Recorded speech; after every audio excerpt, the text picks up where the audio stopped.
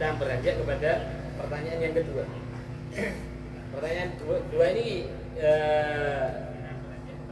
bagaimana agar keluarga menjadi rukun dan damai? Ya, alhamdulillah nih para sumber ini sudah berkeluarga semua ya. Mungkin bisa memberikan tips-tips agar panjenengan semua itu hidupnya suami istri bisa menjadi harmonis, rukun dan juga damai. Rukun damai. Suaminya berapa? Istrinya berapa? Ini harus yang pertama kali menikah. Pertama kali menikah dan anaknya paling banyak. Iya. Monggo ini Pak Yainya sendiri nih yang paling. Nomor 3, ini tentang masalah sholat. Orang yang sholat di akhir waktu sholat sampai masuknya waktu sholat yang lainnya, bagaimana hukum sholat orang tersebut? Nah, ini monggo Pak Yainya. Makanya di sholat Hukum sholatnya ya wajib. Tetap wajib ya. saya sampai ditinggal ya. Kalau disebutkan haram sholatnya enggak jadi sholat dia. Iya, benar. Mungkin Itu ini tetap yang sholat. dimaksud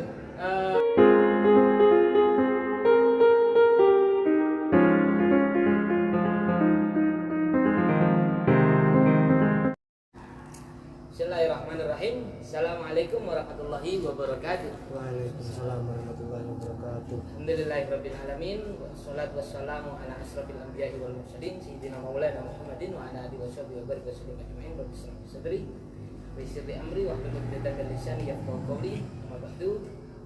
Alhamdulillah di malam ini, di tempat ini, tempat yang penuh keberkahan dalam kesepuhan pesantren An-Nur 1 Kedilawang Malang, kita kehadiran tamu besar yaitu Gus Anwar Asror. Jadi beliau adalah cicit daripada Kiai Haji Anwar Nur, muassis Nadal Madhab, dan ini beliau Gus Anwar juga. Jadi kita di malam ini kedatangan dua Anwar ya, dua cahaya. Semoga ini memberikan cahaya kepada pesantren kita dan juga memberikan cahaya kepada kita semua, dan memberikan yang paling utama adalah memberikan cahaya untuk diri kita. Amin Allahumma Amin. Beliau ini adalah misahan kami, Gus Anwar Sugeng. Lalu terima kasih atas kehadirannya Gus Anwar Asror juga. Nah, ini malam yang spesial malam ini. Terima kasih atas kehadirannya. Sebagaimana beberapa kali kita singgung bahwa di dalam kesepuhan ini kita jadwalkan 2 minggu sekali yang kita isi dengan pengajian kitab Wasiat atau Mustafa dan juga sesi tanya jawab. Nanti akan kami berikan waktu untuk para narasumber. Anwar ini nanti yang akan memberikan pertanyaan yang telah masuk di beberapa komentar. Sebelum kita mengaji dan juga kita masuk kepada sesi tanya jawab, kita membaca surah Al-Fatihah. Sebagaimana biasanya ini kita perlukan kepada para masyaikh kita, para guru-guru kita, dan juga kita khususkan untuk mu'alif hadal kitab dan mu'asis hadal mahad. Mungkin kita sedekatkan keparingan ilmu yang manfaat, yang barokah. Amin Allahumma. Ala hadina wa ala kulli niyatin sholihah. Wa ala man wasalla sholih bi sayyidina Muhammad sallallahu alaihi wasallam. Barakatul Fatihah. Bismillahirrahmanirrahim.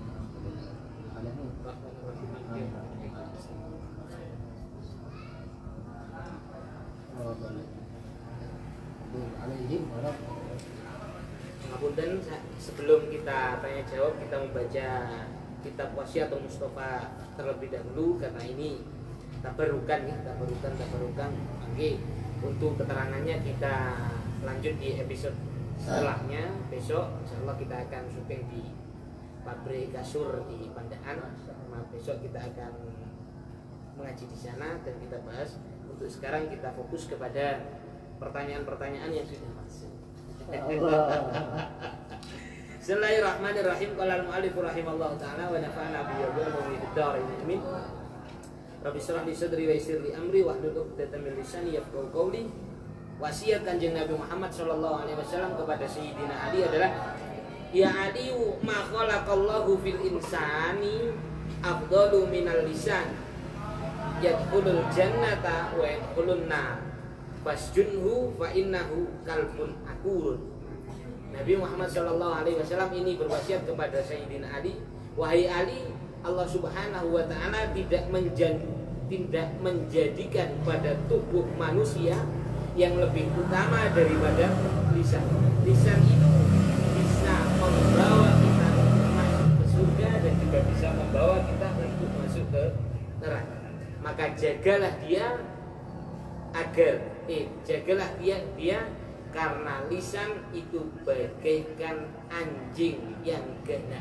Artinya nopo sapa mawon iso dicopot dengan nopo niki untung. Dan nopo taring daripada anjing gitu. Nah, itu nanti kita bahas di pertemuan besok. Untuk sekarang ini kita akan santai-santai untuk membahas beberapa pertanyaan yang sudah masuk. Alhamdulillah sudah kami kumpulkan pertanyaannya. Ini ada 5. Sebelum kita bacakan, mau perkenalan terlebih dahulu. Dikenalkan nama gitu. Tapi menurut kula ini gak usah diperkenalkan, soalnya beliau berdua ini adalah orang yang sudah jenis masyhur dan juga sudah sangat terkenal di dunia sosmed. Yang nyata. Tapi tidak sekira prestasi. Saya sendiri baru tahu kalau Gus Hasim itu ternyata mempunyai kemampuan yang terpendam. Baru digali sekarang ini. Baru masyhur, masya Allah. Ini baru permulaan. Insya Allah ini semakin masyhur. Penghormatan bisa hadir di majelisnya dengan alhamdulillah. Ini penontonnya saya lihat, masya Allah, setiap harinya itu berapa ratus ya. Dari luar negeri itu juga banyak hadir. Ada yang Hongkong ya. Insya Allah ini merata, insya Allah. Memang motivasi saya dari kita muncul di dunia medsos itu pertama memang kita ingin lebih memperkenalkan pesantren An-Nur itu selama ini sudah berdiri kurang lebih di angka 75 tahunan. Saya ingin lebih menyinari, mewarnai kepada Seusia Indonesia merdeka berarti ya. Insya Allah nih. Bahkan dalam kesepuan dari Bayi Anwar ini di atas kamera nggak kelihatan nih. Jadi di atas ada tulisannya 1922. Tapi wallahu alam itu tempat ya Allah waktu pembangunan atau bagaimana itu kami masih belum mendapatkan kabar yang valid. Tapi NU 26 ya. NU 26. Ini 1926. Belum NU berdiri. Sebelum NU berdiri. Rumah ini sudah berdiri. Alhamdulillah kita diberikan kesempatan untuk ngaji di sini untuk tabarukan kepada Kiai Haji Anwar. Terima kasih. Kita lanjutkan dengan pada acara inti dari pertemuan kali ini. Ini ngapunten ada pertanyaan dari beberapa teman-teman yang masuk. Ada 5 pertanyaan. Yang pertama adalah, apakah orang perempuan di pandangan Islam memang harus selalu di rumah? Monggo. Napa? Sinten sing rumiyin? Iya, Anwar. Oh, iya, Anwar. Ya, Anwar. Ini kilo. Aslinya saya yang bagian baca pertanyaan. Saya ini masih bagian amin saja. Enggak, Pak ya. Ada pertanyaan yang masuk di kami. Ini pertanyaannya dirahasiakan. Oh, ini dari siapa? Boten ini Dirahasiakan. dirahasiakan agar tidak menjadi ini. Entah, saya juga timbul tanda tanya. Yang tanya ini cewek atau cowok? Karena ini beda konteksnya jawabannya. Kalau yang tanya cowok, saya curiga istrinya ada yang shopping, ada yang beli.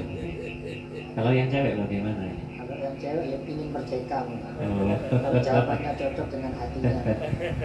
Sesuai Kalau request ternyata berarti. jawabannya nggak cocok, nggak ikut ngaji lagi. Waduh, ini ya. Tapi menjawab pun penuh dengan kesalahan. Ini pertanyaannya berat ini. Yang tanya super cerdas. Zaman milenial sekarang kan memang penuh dengan tantangan. menyikapi wanita zaman now pun penuh dengan tantangan. Berat.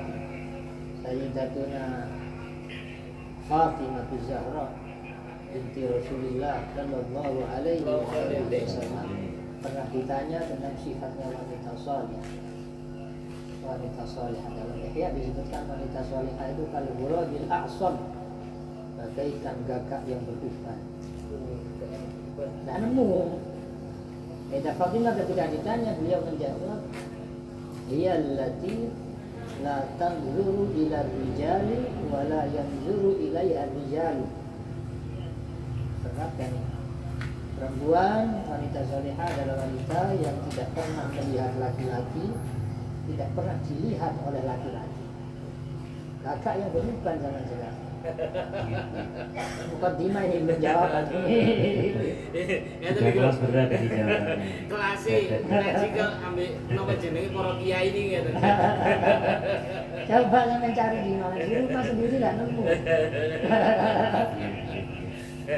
Jadi untuk pertanyaan ini keluar jawaban bagaimana ini ya? Mungkin dari beliau yang lebih sepuh.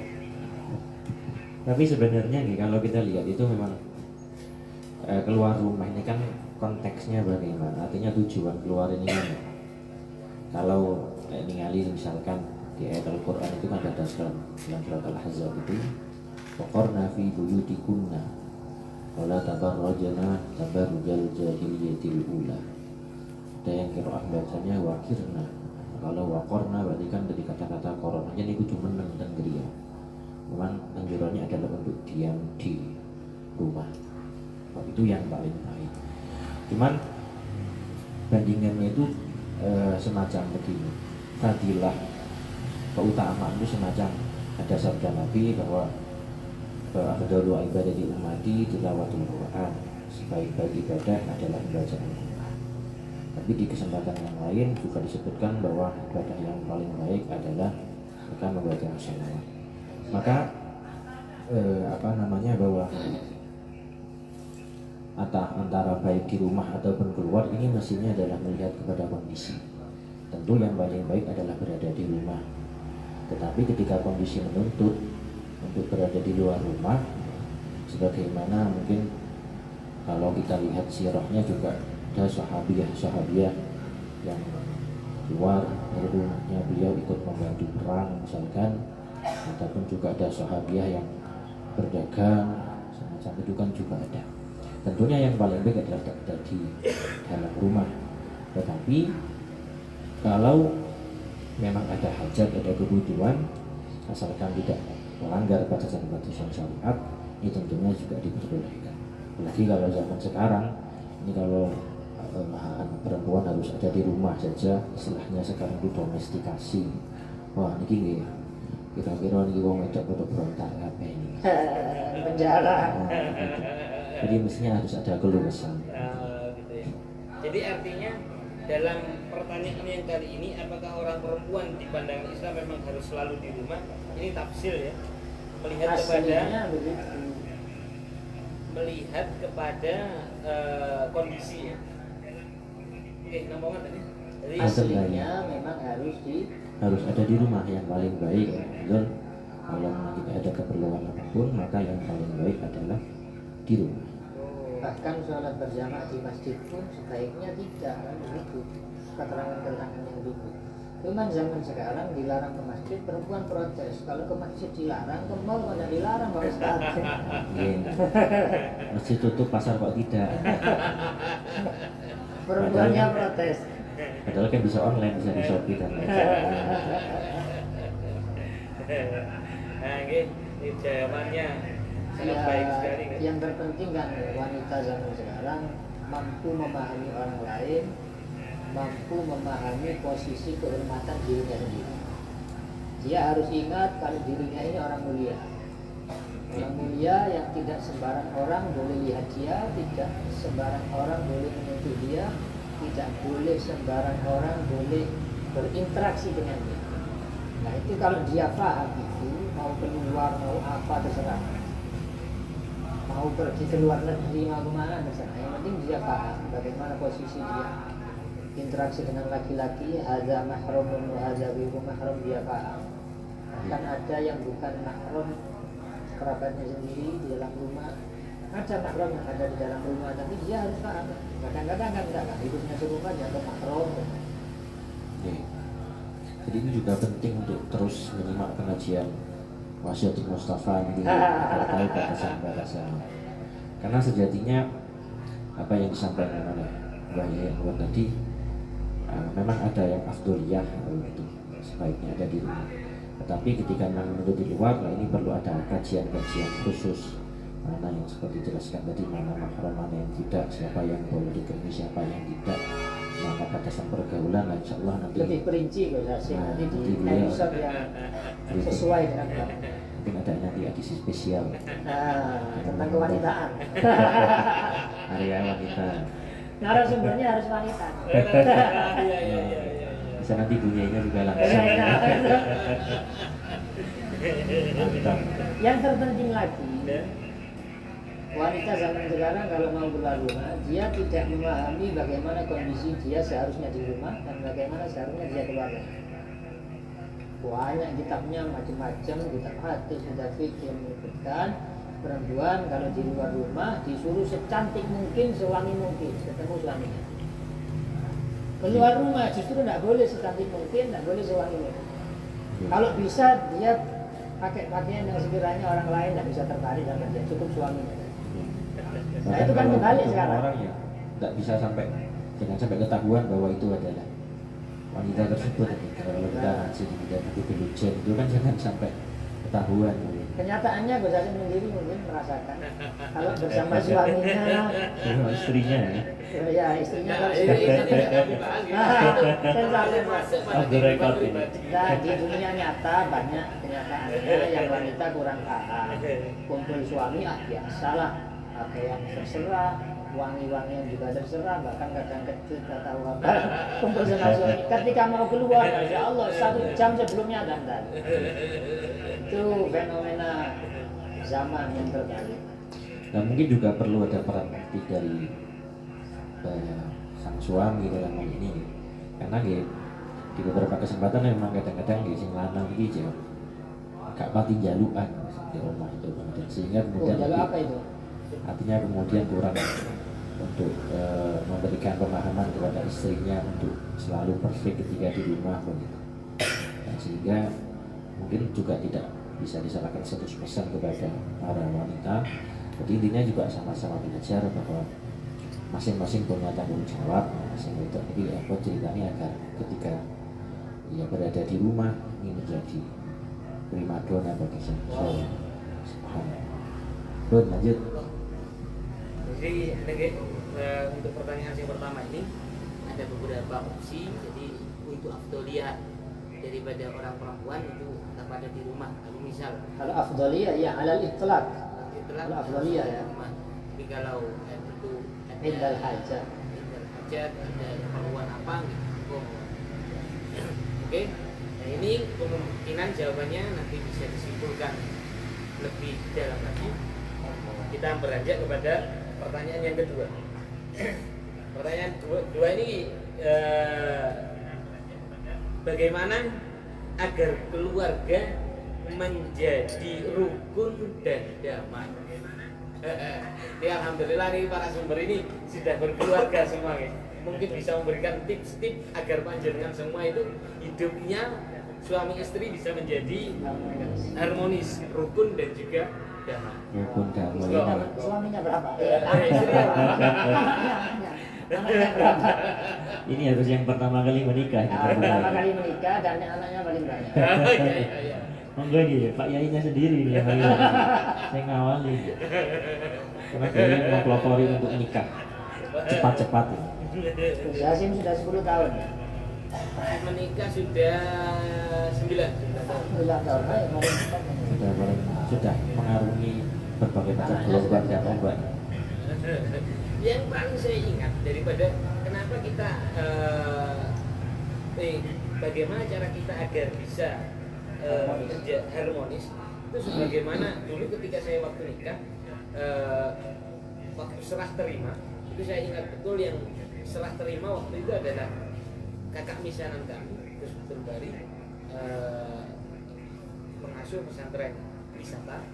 Beliau itu berkata, kalau ingin keluarganya harmonis, jadilah seperti orang yang melangkah, yang satunya maju, yang satunya mundur. Ketika yang satu ini emosi, kita jangan membalas dengan emosi. Oh, kalau baru berarti lompat wajah. Kayak pocong ya. Atau kalau nggak melangkah berarti harus diam aja. Nggak keseret. Artinya ketika suami istri itu punya keinginan, yang satu melangkah, yang satu mendukung, selalu seperti itu. Harmonis. Mungkin monggo. Tips 1, tips 2. Tips 2. Dan ini seperti saya ini kuyai segoro. Penontonnya kan nggak hanya mutazawiju. Nah ini sebenarnya bahwa kehidupan rukun itu juga sesuatu yang sifatnya kan timbul tenggelam. Ono wae rukun, ono wae rekan, itu masih selalu ada. Seni ya. Jadi memang ya seni wong rapi itu masih ada bumbu-bumbu kehidupan. Tidak akan terus nyaman terus, tapi nggak berosoro terus. Asalkan intinya itu ada di kata duit. Duit. Iya, itu duit. Duit ini kan apa? Ini kalau dari almarhum Haji Buya Suyuti Dahlak dulu itu nyambung ketika mengaturkan bahwa orang menikah itu kudu duit. Duit itu kan apa? Doa, usaha, ikhtiar, moral, tawakal. Wah ini paling dalam ini. Paling dalam ini. Ini lagi ojek aja nih bisa saja suci mana? Perlu acara khusus. Pas tuntas perduitan.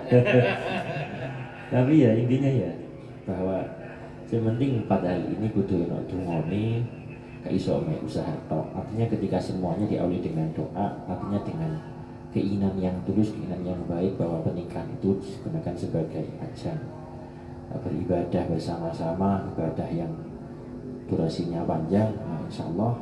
Kemudian diiringi dengan usaha agar bagaimana pernikahan itu membawa kebaikan bagi kedua pasangan. Kemudian juga ada ikhtiar. Lah usaha dengan ikhtiar ini sebenarnya hampir sama. Nah, tinggal kemudian yang terakhir tawakal.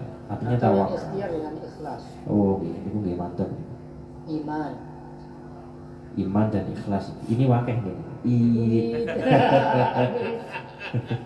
Ya moga Pak Yai ini Istiqomah. baik. Makanya jangan nambah istri lagi saja. Nambah saya. Enggak sudah sakinah nanti. Saya kira kalau kita ini bersaudara, ini kayaknya nggak ada yang bisa untuk istri 2 atau 3 ya. Kalau terang-terang. Ya sudah kan nanya nih. Insyaallah betul. Cek sampai nanya. Monggo untuk Mbak Yai Anwar. Cukup itu sudah. Cukup ya 2. Cukup. Pelaku sejarah kan. Oh jangan-jangan masih belum bisa sampai ke posisi itu. Masih menyembunyikan diri sebenarnya. Jadi ketemuan. Oke kita selesai nih untuk pertanyaan nomor 2 ini. Kita beralih ke pertanyaan yang nomor 3. Ini tentang masalah sholat. Orang yang sholat di akhir waktu sholat sampai masuknya waktu sholat yang lainnya, bagaimana hukum sholat orang tersebut? Nah, ini moga Pak Yai ini makanya ahli sholat. Hukum sholatnya ya wajib. Tetap wajib ya. Saya sampai ditinggal ya. Kalau disebutkan haram sholatnya enggak jadi sholat dia. Iya, benar. Mungkin Itu ini tetap yang sholat. dimaksud masuk kepada adaan atau kodoan ini. Kalau takbiratul ihramnya di waktu sholatnya ada. Oh, adaan. Takbir Allahu Akbar 1 menit setelah itu atau sebelum rukuk lah atau waktu rukuk sudah masuk waktu asar ada. Nah, dihitungan mulai takbir. Takbirnya zuhur ya sudah dia ada. Jika keluar kalau memang dia tafrid, taksir, sembrono dalam taksir itu kan ada waktu tahrim, waktu-waktu yang mepet dengan waktu setelahnya. Kalau takbir atau tidak sampai salam sudah masuk ke waktu berikutnya kan bisa jadi haram takhirnya bukan haram sholatnya ya. Sholatnya tetap wajib. sholatnya Kan wajib ya. Kecuali kalau mengakhirkan dia- sholatnya yang haram, akhirkan sholatnya ya. yang Kalau ini dosa. kehilangan Sholatnya akal tetap juga. wajib, sama Itu sholatnya tetap sah ya. tetap sah. Tetap sah. Cuman Dan dia dihitung sebagai sholat ada. Oh iya. Dan sebenarnya adaan dan kodoan ini kan nggak harus disebutkan. Iya. Kodoan dia nyebut adaan tidak masalah, kalau disebutkan juga tidak masalah. Oh. Yang penting kalau dalam fardu itu kan 3 hal ya. Usolli, fardol, rid, di sengaja untuk mengerjakan tidak harus usolli ya. Apa bahasa Jawa ini pengen punya sembahyang, kemudian seperti fardunya disebutkan, kemudian tinggal jenis fardunya. Nah, 3 hal itu sama dengan ditambah makmuman kalau jadi makmum. Kalau rokaat, adaan, kodoan kan tidak harus disebutkan. Istiqbalul kiblat. Cuma kalau untuk rokaat lagi yang perlu hati-hati ketika keliru menyebutkan dia nanti batal. Usolli fardhu subhi arba'a raka'atin lalu ketika cek ngantuk. Sholat subuh tapi niatnya 4 rakaat. Ngantuk dan itu tidak kalau mulai. Kalau nggak nyebutkan arba'a raka'atin langsung dia malah lebih mudah dan lebih sah.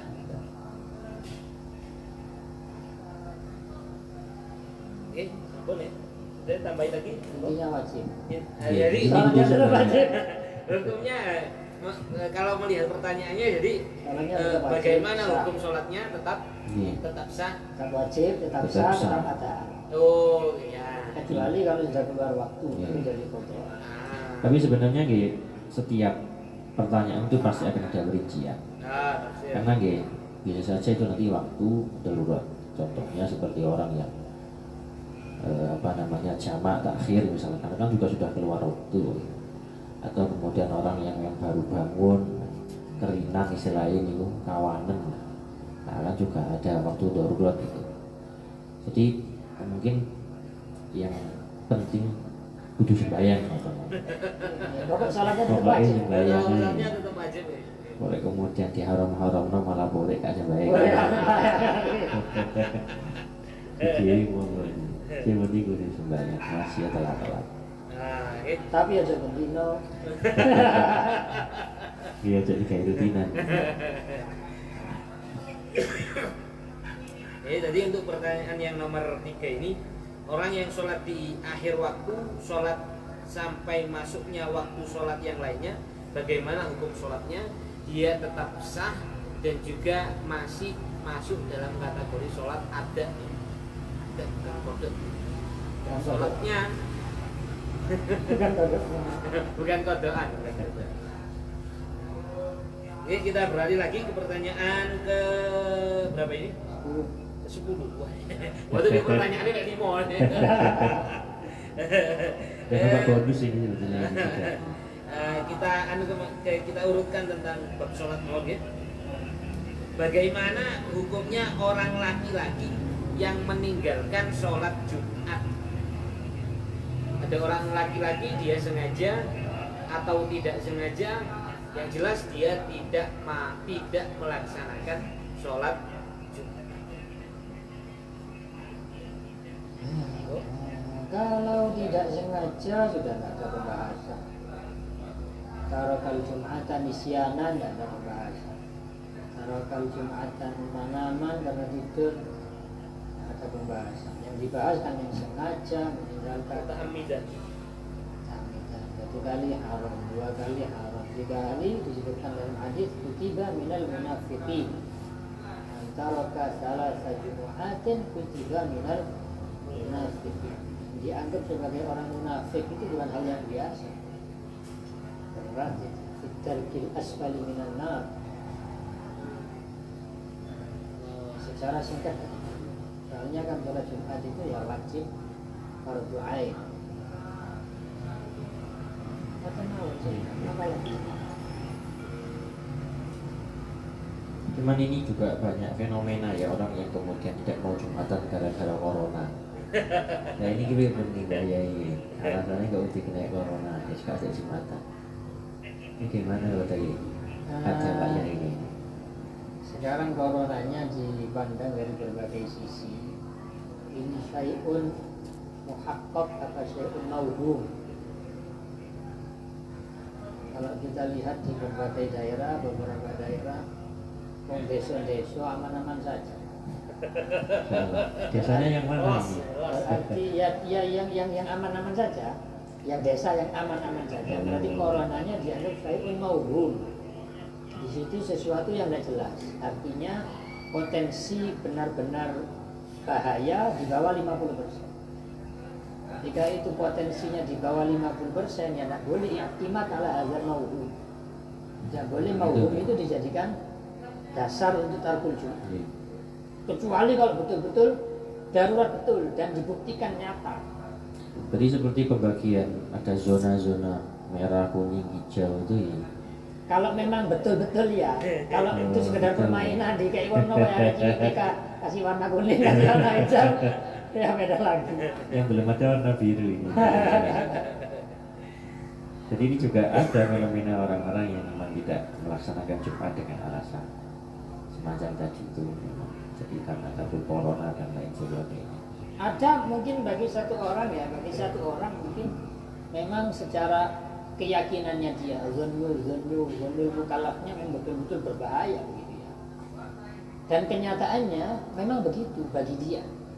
Ya bisa jadi dia Jadi subjektif ya nantinya. bisa jadi satu sebagian orang. Cuman secara umum kan bisa dipandang apa namanya urfan umum bisa. Tapi ada satu orang yang memang rasa kekhawatirannya terlalu besar, pikirannya terlalu macam-macam sehingga ketika dia terjang betul-betul terjadi tahakkuk. Jadi di samping zonnul mukallafnya di bawah 50%, betul-betul tahakkuk kayak gitu. Bisa nanti dia tarikul jum'ah atau iqamatul jum'ah bi kaifiyatin ukhra, tidak yang sampai 40. Oh, ini fenomena di beberapa tempat itu ya yang hanya beberapa orang yang mendirikan Jumatan. Termasuk nanti kan pembahasannya kan panjang lagi, ada ta'addudul jum'ah fi qaryatin wahidah. Satu desa melaksanakan 2 Jumat. Cuman kalau masalah ta'addud sekarang kayaknya sudah beres. Yang terakhir difatwakan oleh Syekh Ismail Zain Al-Yamani. Beliau menfatwakan justru ta'addudul jum'ah itu syai'un hasan. Karena ulama fuqaha kata beliau fuqaha sejak zaman dulu yang mengharamkan tidak membolehkan ta'addudul jum'ah tidak punya dasar sama sekali. La minal Qur'an wala minas sunnah. Katanya beliau. Di Qur'annya tidak ada yang melarang ta'addudul jum'ah, di hadis juga tidak ada yang melarang ta'addudul jum'ah. Justru kata beliau, ta'addudul jum'ah itu syiar. Syiarul Islam katanya beliau. Kan semakin banyak Jumatan semakin bagus. Ini mukhaliful madzhab dari. Iya. Tapi komentarnya beliau, semua ulama dulu tidak ada yang punya hujjah. Katanya beliau. Tapi untuk di era masa pandemi, ya mungkin bisa dipakai ya. Juga pelaksanaannya juga kadang-kadang ini kan hanya dilaksanakan di aula semacam itu yang bukan istilahnya bukan masjid ya. Kunci penting Jumatan atau Jumatan ya. Jadi lek wong gak Jumatan, berapa mau? Iya kawan budungan. Jadi bagaimana hukumnya orang laki-laki yang meninggalkan sholat Jumat? Dia termasuk orang yang meninggalkan kewajiban. Meninggalkan 3 kali, kutiba minal munafiqin. kalau sampai 3 kali dia meninggalkan sholat Jumat itu urutan atau 3 kali berurut-urut 3 kali berurut-urut ya? dan muta'ammidan. 3 kali berurut-urut dan dia juga sengaja untuk meninggalkan sholat Jumat, Kecuali kalau dia menganggap halal untuk meninggalkan itu. Dia menganggap tidak wajib sholat Jumat. Oh, iya, iya. Dia sudah irtad murtad ya, murtad ya. Luar ya berarti. Jadi pembahasan sholat Jumat. Karena ada beberapa daerah, beberapa orang, ya sebagian orang memanggilnya kiai, itu masuk ke aliran itu menganggap bahwa dirinya ini sudah tidak wajib Jumatan. Kadang-kadang mengajak ada umatnya meskipun cuma 1-2 orang katakan Jumatan ini tidak wajib dan sebagainya. Kalau memang dia menganggap Jumatan tidak wajib bagi dia maupun bagi muslimin siapa saja, bisa jadi sampai murtad. Cuman kalau menurut saya itu menurut saya dia itu sudah tidak mukallaf itu gitu. Jadi mungkin Tapi balik doyan duit. belum akil itu. Jadi ya maklum saja gitu. Tidak mukallaf gitu. Iya, syaratnya begitu. Supaya tidak dianggap kafir harus dianggap tidak mukallaf ya. Wairu akil. Sudah kehilangan akal ini. Alhamdulillah ya sudah terjawabkan ya untuk pertanyaan ini. Kita simpulkan bahwa orang yang meninggalkan sholat Jumat dengan sengaja 3 kali berturut-turut maka dia termasuk golongan daripada orang yang munafik. Kalau 1 kali, golongan dia apa? Golongan yang melebes. Makanya jangan disampai kuping ya. Ini mungkin yang sekarang ini bukan kita mengejek, ya mungkin mengajak saja ya. Ini gak Jumatan ya perlu untuk diajak, artinya ya diberi iming-iming lah kasarannya kalau sekarang. Karena kalau sekarang ini orangnya diejek kita banget tai sekarang. Iya, Imam Ghazali memang pernah ditanya bagaimana hukumnya orang yang bersalat. Katanya beliau khudhu dari masjid. Ambil dia, ajak dia ke masjid, bukan menghukumi dia. Bagaimana hukumnya? Ajak ke masjid ya. Iya, perlu dijak. Saya perlu ketinggi marina masjid kok dijak nang marung lah. Plus sih. Jadi kita jangan terlalu menghukumi orang kafir, Iya. fasik atau bagaimana. Tapi bagaimana cara kita untuk mengajak dia? Ya, itu mau ke masjid. Termasuk ini banyak program yang di masjid-masjid itu kan setelah Jumatan ada pembagian kotak-kotakan itu juga luar biasa itu untuk mendorong orang-orang sergap Jumatan. Masuk itu mari salam rebutan berkat, tapi kan itu Masya Allah termasuk untuk Mereka termotivasi untuk melaksanakan sholat meramaikan ibadah itu suatu Motivasi luar biasa. untuk mendapat berkat. Barokah duniawiah itu. Dan sah-sah saja kan ya gak batal sama itu. Kok nggak rebutan waktunya sholat ya?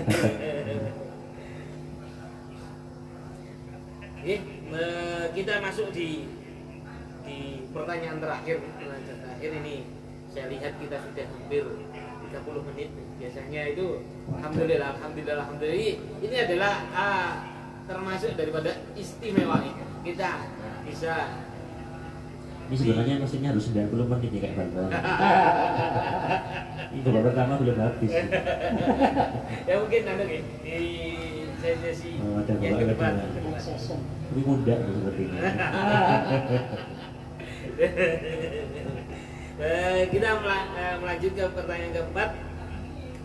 Perjalanan menuju ibadah sholat jamaah adalah sama di sisi Allah dengan perjalanan melaksanakan ibadah haji dan ibadah umroh, sebagaimana keterangan yang ada di kitab Wasiatul Mustafa, as-sholatul jamaati ya Allah sudah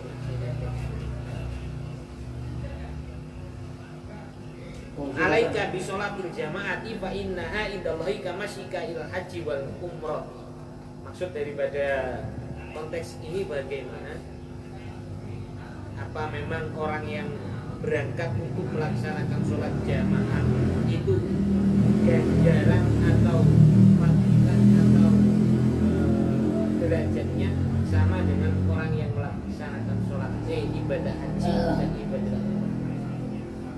Targhiban lil fuqara. Targhiban lil fuqara. Terjemahnya apa nih? Nama ya? Itu Targhiban. diterjemah ya di bawahnya ada subtitle. Memotivasi orang-orang fakir. Oh, motivasi. Jadi Kanjeng Nabi itu kan super solusi. Segala macam ada solusinya. Ada orang-orang fuqara yang lapor sama Nabi. Zahaba ahli tujur bil tujur. Yusallun kama nusalli wa yasumun kama nasum wa yatasaddaquna bi fuduli amwalihim. Ya Nabi enak orang kaya itu ya Nabi. Padahal sholat ya sama kayak kita sholat, puasa ya sama kayak kita puasa. Tapi mereka punya kelebihan pahala, bisa sedekah. Lah kita orang-orang kiri tak bisa sedekah kan Nabi. Bapaknya senyum aja. Dikasih solusi sama kanjeng Nabi, innalakum bikulli tasbihatin sadaqah wa kulli tahmidatin sadaqah, kulli tahlilatin sadaqah ila sampai wa fi bud'i ahadikum sadaqah, sampai kamu kumpul sama istrimu ada nilai sedekah. Mantap ini. Tapi tetap ketika ditimbang betul nggak bisa mengalahkan pahalanya yang betul-betul sedekah. Kenapa? Karena kalau tasbih sedekah, kalau tasbih subhanallah, alhamdulillah, Allahu akbar dan lain sebagainya, itu kan faedahnya untuk dia sendiri. Ibadah lazimah bagi dia sendiri, tidak ada manfaatnya untuk orang lain. Kosil. Nah kalau sedekah dia dapat pahala yang disedekoi. dapat harta, dapat uang, apalagi kalau sampai mendoakan dia. Begitu juga dengan sholat jamaah dianggap sama Nabi untuk menghibur orang-orang fakir. Ini sudah, kalau tidak bisa haji, tidak punya dana untuk haji, tidak punya kemampuan untuk haji, sudah sholat jamaah rutin, itu sama seperti pahalanya berangkat haji. Tapi tetap secara kualitas kalau ditanding betul, tidak bisa menyamai fadilahnya haji. Sama seperti ada beberapa sholawat yang singkat. Kalau dibaca itu 1 menit, 2 menit. Itu disebutkan oleh ulama, banyak yang menyebutkan bahwa fadilahnya sholawat ini ta'dilu dalailal khairat misalnya. Baca ini sama seperti fadilahnya baca dalailul khairat. Dalailul khairat kalau sekali duduk 1 jam 2 jam tidak cukup baca. Sampai seminggu bacanya dulu. Ada yang rutin sampai seminggu bacanya. Ini cuma 1 menit sudah selesai. Sebanding dengan dalailul khairat, fadilahnya disebutkan begitu. Tapi kalau ditimbang betul kenyataan tidak bisa. Tetap al-ajru di qadri. Tapi kan tarhib Ini hanya untuk menyenangkan kepada orang yang tidak yang bisa. kira-kira nggak mampu lah untuk ke sana. Cuman kalau di sisi lain juga, kalau saya memandangnya adalah segala sesuatu kan sementingan niat. Innamal a'malu binniyat. Jadi ketika kemudian diniati bahwa ia pergi ke masjid, apalagi sekarang ini kan pergi ke Masjidil Haram kan juga nggak bisa. Nah, jadi ketika memang niatnya adalah sebagai ganti untuk haji dan umroh yang sebentar ini sedang ditutup, insya Allah Allah memberi pahala dengan lantaran sebab niat. Karena yang paling penting dalam ibadah tentu adalah niat ya. Dan jangan sampai kemudian yang dipahami bahwa wis gak perlu haji, gak perlu umroh, cukup Tapi kalau fakir betul nggak apa. Kalau fakir betul. Kalau fakir betul, sama seperti mazhabnya Ibnu Abbas. Apa namanya? Tentang kurban, masalah kurban. Nggak bisa kambing, ayam saja nggak apa-apa. Solutif ya. Solutif juga. Lah saya mau beli kambing nggak punya, uang tinggal 200.000 misalkan, ya udah beli ayam 1 atau 2. Yang penting iraqatud dam kan. Yang penting mengalirkan darah. Baca surat Al-Ikhlas 3 kali, ta'jilu khatmatan kecuali apa? Enak kan kalau. Nah bagi orang-orang yang tidak mampu baca Quran dengan baik, apalagi tidak sempat untuk sehari bisa khatam, kan cukup itu.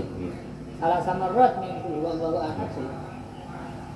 Solutif. Yes, intinya bahwa jamaah termasuk ibadah yang luar biasa bahayanya, dan apalagi di masa semacam sekarang ini sih, untuk haji umroh itu kangelan. Jadi ini mungkin bisa jadi motivasi agar jamaah tambah sergap. Syukur-syukur bahwa langkahnya dicatat sebagai langkah menuju ke Masjidil Haram. Ganjarannya ya melibat ganjaran. Banyak kan mana fadilah-fadilah amal seperti kalau kita di Madinah, siapa yang berangkat sudah dalam keadaan berwudu, kemudian berangkat ke Masjid Kuba, salat 2 rakaat, sama seperti umroh. Nah orang yang di Madinah kan enak, sudah tidak usah ke Mekah, pergi ke Kuba saja. Secara kalau dibanding betul nggak bisa ya, iya. Motivasi. Jadi untuk konteks ini perjalanan kita menuju untuk melaksanakan sholat jamaah sama dengan ganjaran orang melaksanakan haji dan umroh, ini mungkin tarhiban untuk memberikan kesenangan, motivasi. memberikan kesenangan kepada orang yang tidak mampu. Tapi kalau misalnya orang itu mampu, dia tidak bisa dong masuk dalam konteks ini. Ya sebenarnya kalau sekarang kan ya mungkin bukan bahas mampu atau tidak mampunya, tapi kan sekarang bisa atau tidak bisa nih. Karena sekarang banyak orang mampu punya uang kan tidak bisa berangkat. Istitoah itu kan ada zat wa rohilah kalau ambil perjalanan. Jadi rasa konteks sekarang ini wis kabeh masuk lah. Untuk semua orang sekarang ini di luar Saudi kan tidak bisa haji, tidak bisa umroh. Terus lah kamu jangan mau wis sakit.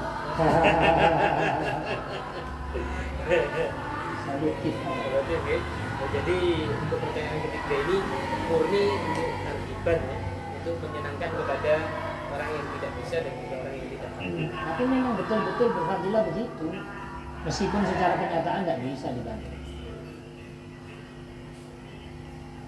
Ya, cukup ya, dan tambah lagi. Alhamdulillah.